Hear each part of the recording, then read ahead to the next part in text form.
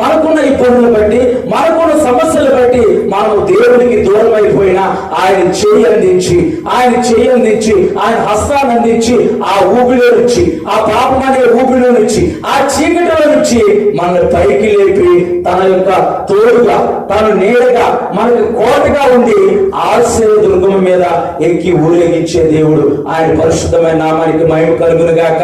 దావీదు అంటున్నాడు, నీవు మౌనంగా ఉంటే, నీవు మాట్లాడకపోతే నేను సమాధిలోకి దిగిన వాళ్ళ వలే అవుదును.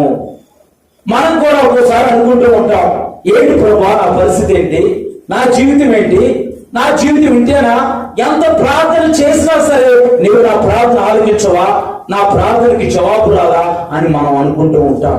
కానీ ఆయన ఎప్పుడు మన ప్రార్థన ఆలకించే దేవుడు, ఎప్పుడు మనకు తోడుగా ఉండే దేవుడు. దావీదు కూడా కొన్ని పరిస్థితులు కూడా ఆయన ప్రయాణం చేశాడు.